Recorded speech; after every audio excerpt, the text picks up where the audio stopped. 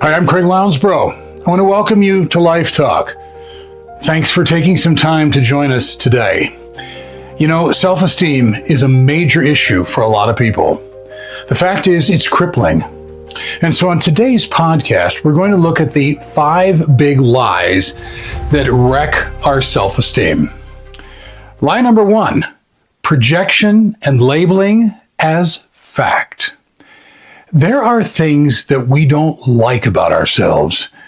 There are things about ourselves that crush our fragile self-esteems, that cause us a lot of deep pain, that wreck our relationships and leave us feeling that everything in our lives is bad and nothing is good.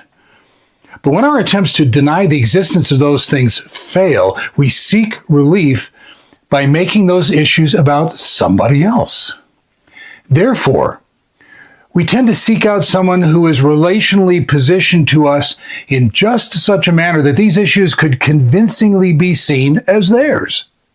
Or we seek out someone quite distant from us, whose behaviors or lifestyle or life circumstances are such that it would not be inconceivable that these issues could be theirs as well.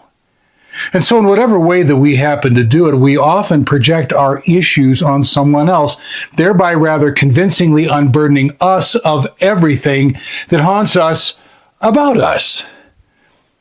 But more often than not, the reverse is true. Someone does that to us. And when that happens, the issue is that we rather naively accept the behaviors or the traits or the qualities that are attributed to us by others. We too often assume them to be ours, and then we convince ourselves of them by living them out as if they were. Yet they are not our story. They are the realities of someone else's story that gets dumped on us. Lie number 2, a blatant omission. Somehow, some way, for some reason, we bypass the good that we do. We assume the good to be the norm, the right thing to do, the thing for which no applause is warranted.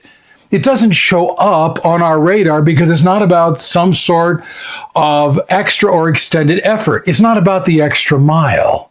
It has nothing to do with the sacrifice or the cost incurred in sacrificing.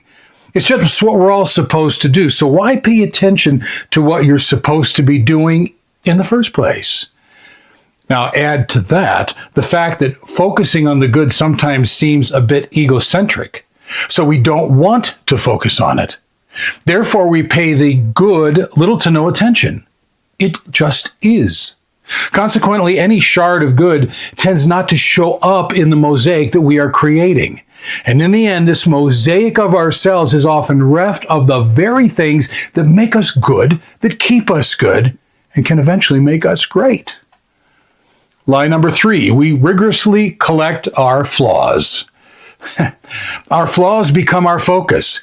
We literally fixate on them because they tell us that we're everything that they are, and that they, conversely, are everything that we are. They lay claim to the whole of our identity, stating that there is nothing else besides them. Our flaws seem to seek a prominence in our lives, declaring that our identity is what we have to fix, not what we have to celebrate. As such, our flaws scream for our attention, and we give them plenty of it because in time we believe that there's no other part of ourselves to give attention to.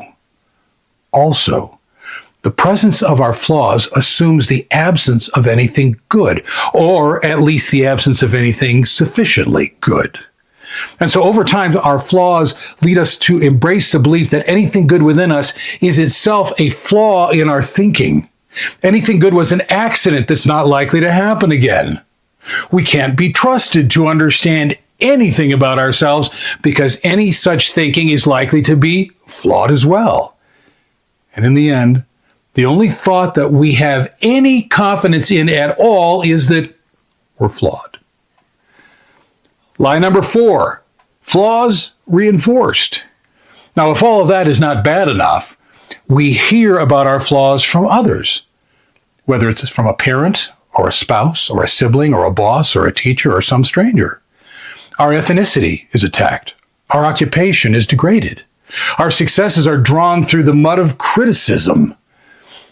we become the narrative of those running from themselves.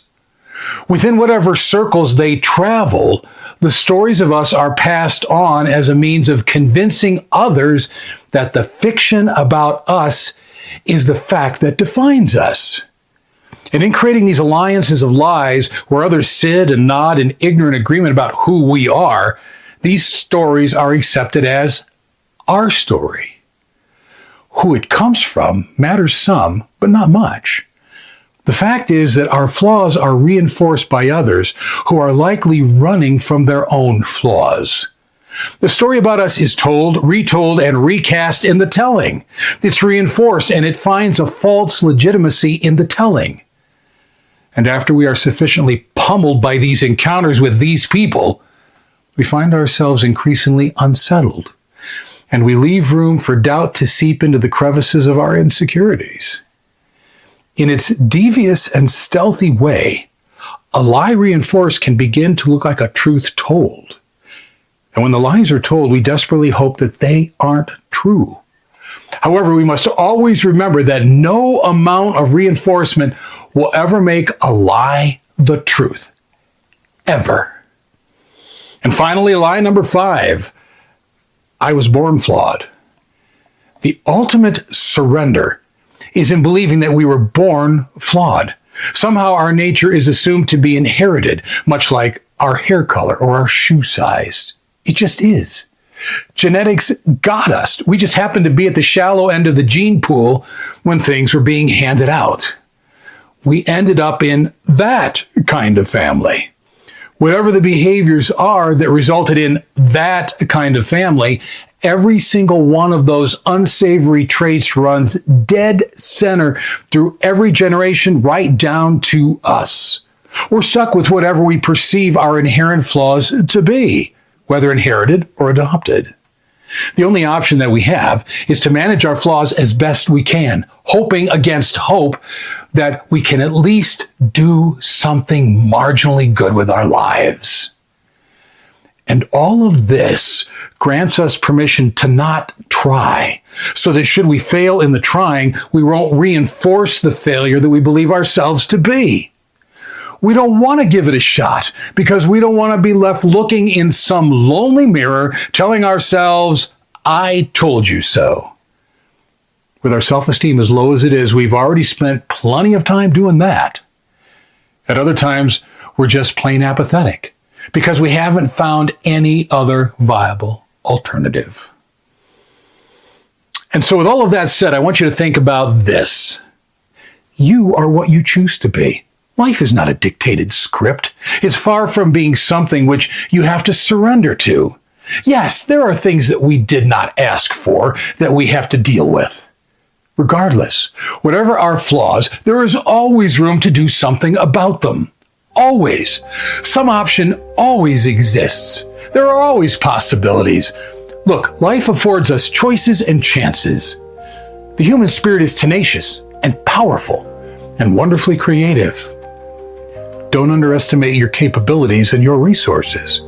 Realize that the resources that you possess outclass and outweigh any flaw, perceived or real. Choose to view yourself differently and more accurately. Choose to choose you, for despite your low self-esteem, I guarantee you won't be disappointed. The Self That I Long to Believe In is a bold, timely, and inspirational book that will help you to effectively build your self-esteem. I would encourage you to get your copy at Amazon, Barnes & Noble, or wherever books are sold. Thanks for joining us on LifeTalk today. I hope that you take the time to enjoy all of the many programs on our podcast. You'll find us on most podcast platforms as well as YouTube. See you next time. You know, I've heard it a million times. And what I've heard is people telling me I have no purpose. People walk through this existence wondering why in the world they're here and what role are they supposed to play in all of this, and they don't believe they have one. And the issue really is not that you don't have a purpose.